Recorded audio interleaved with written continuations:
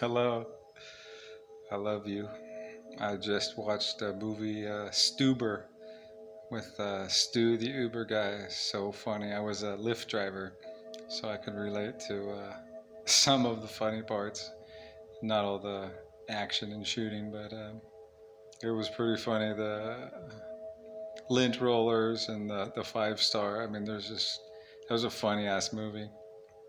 Lots of shooting and Hollywood stuff, but it was funny. I decided to treat myself by renting at the Red Box. I thought I'd get a kick out of it just because it was like that Lyft related thing. I had a lot of fun with Lyft, lots of good memories. Um, my the first time I remember I got a decline, I I it counted as a decline. It was actually I was taking helping a lady. She had a child, and then it was raining. Uh, she had an afro. She was super worried about getting it wet, and I said, you know what? Let me help you get the car seat out of the car. You worry about the kid. I'll follow you up to the door. And by the time I got back to the car, I noticed I had a missed accept, which counted as a decline, and I felt so bad because I had just started, fairly recently and hadn't declined anything and had all my 5 stars, all happy people. Once I realized that fear hype about you shouldn't be declining anything told to me by the person that walked me through it. The one time I met a human, I realized after you're dealing with an artificial intelligence. If any problems arise, there's no phone calls. You have to submit, um, in text what the problem is, and then some AI figures it out. There was no boss. There was nobody to actually help you with anything. So I ended up not not caring too much about declining stuff after I realized it was fear porn. But I rented that movie tonight because I got my $400 for 4 days worth of work over the past 2 weeks. I've been getting 2 days a week. I think for the next at least week, I have nothing. Out of that 400, I gave $225 to the dog food store because Tara is my best friend. She gets such goodness. And then I went and got myself some garbanzo beans and avos and fun stuff, and Stuber and a little vegan ice cream. And I thought, it's just so funny. Nadia Shah would say the universe is wise and loving, and it is. It always gives you what you need, not necessarily what you want. I would say the universe is fucking cray sometimes because it knows that I have faith no matter what. So it's always testing me on that no matter what part. Because I don't know anybody that would live like I do personally, like not in the flesh and blood. I don't know anybody that would live with no money, with no support, and just floating by on the faith. Like I said, I have maybe now left over maybe about $100, and I have nothing on the schedule. I mean, nothing on the schedule literally as far forever. Something might come up in a week. Um, I'm not complaining. I'm not asking for money. I've actually had 2 people in the past 4 years offer to send me a little bit of money just because, I speak of sometimes on how life is rough. I never took any money. I don't think that's a situation I would put myself in. I believe if I just put one foot in front of the other, eventually it's going to work out. Like I said, maybe not how I want, but how I need. Um, Life's crazy, for sure. It's perfect. It's divine. There's lots of words. I feel like at this point, we've gone so far. We've come so far. We've done so much. We've changed so much. I mean, for me personally, I know that there's things that are going to be changing. I personally, I feel if I just don't kill myself or get killed and just keep going, it's going to be fine because I know I personally have recollection, knowledge, beliefs, memories of technologies that can cure whatever, let's just say for me, whatever I could get myself into. I cut off my finger, I break this, I do this. As long as I'm staying alive, I will be healed. I will be eventually be able to heal whatever problems I have. And I believe that about other people that have diseases or deformities or aspects that would not allow them to do anything they want physically, run, hike. Um, so I just feel like I just need to get by every day, and no matter how bad it is, um, continue on with that faith part I got. I just got to do it. I just got to live gracefully, and that's like in that full embodiment of the faith. No matter what happens, just get by. Um, do no harm, take no shit. Do no harm to myself. Do my highest sense of right. Take care of myself, my baby girl, and I'll be taken care of. I know that. I don't have a lot of like super guidance from like guides or angels and stuff, but I do have a knowing, and I do seem to get like synchronicities right before the knowing, and it's kind of just like heads up.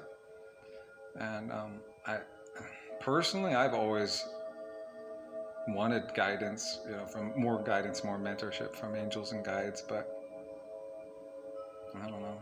I just felt it was like an ego thing. If I said, well, I just know things, I don't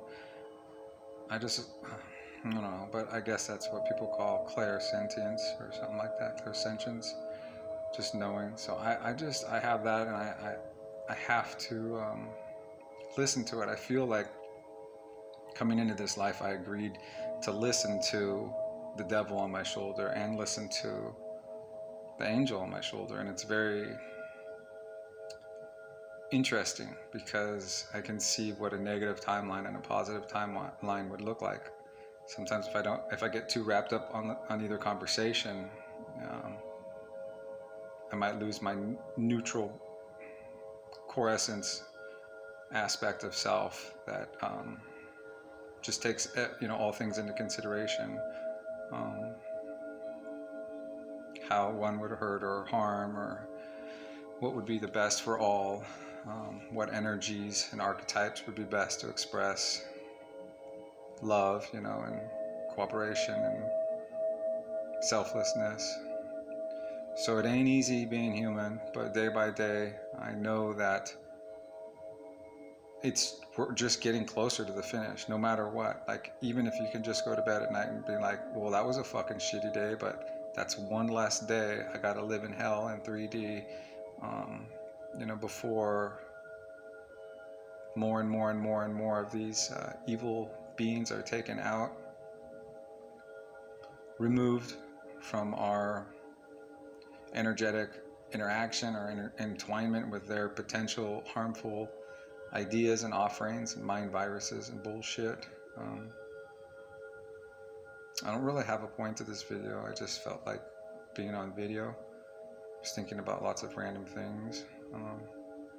I was skateboarding today to the store, and I was thinking like how amazing people are. Sometimes I see like YouTube videos or something, like kids are amazing at skateboarding today, and for a second I was almost getting jealous because I was kind of feeling old. But then it's like, when I was a kid, sometimes we would skate 15-20 miles just to get to different places to try to find a curb where the gutter wasn't too affecting our ability to rail slide or nose slide or tail slide. There wasn't skate parks. I mean, it was like churches and behind grocery stores and schools, and always running away from security guards.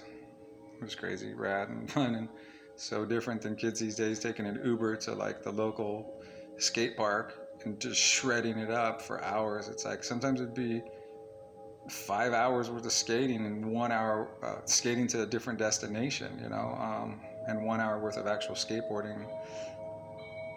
I live like probably 10 miles away from the airport, and there's so many places. I remember when I was little, we would just skate. I think it was just normal to skate way down there and just go find the nice couple of spots and then skate back, and be skating back from the day at nighttime, spending the whole day out. It's just So different, all the different memories. I was thinking about a lot today. I had today off, thinking I was supposed to come in tonight, spend the night and work tomorrow, and that got called off last second, last minute. But I know there's a plan. I know that even though I'd love to work and help and make money, the cool part is right now I'm in a situation where the nursing home people I work for, they have 5 houses.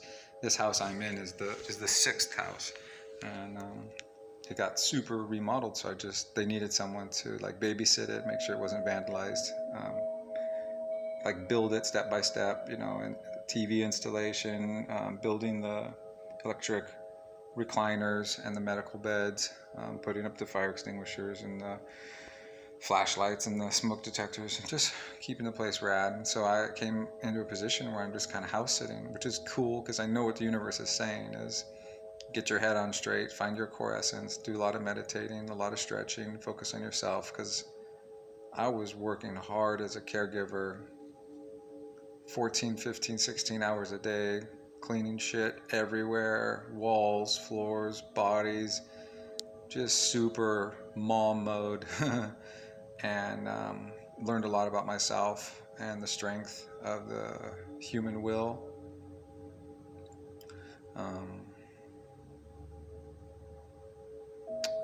Yeah, there's lots of things that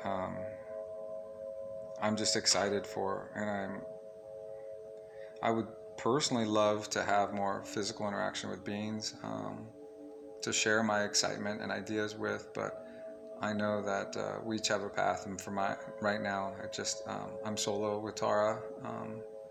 I love connecting with you guys and putting out videos because some of the responses are just so fun to hear your guys' feedback and the way you think and your kindness. It just affects me in such a positive way.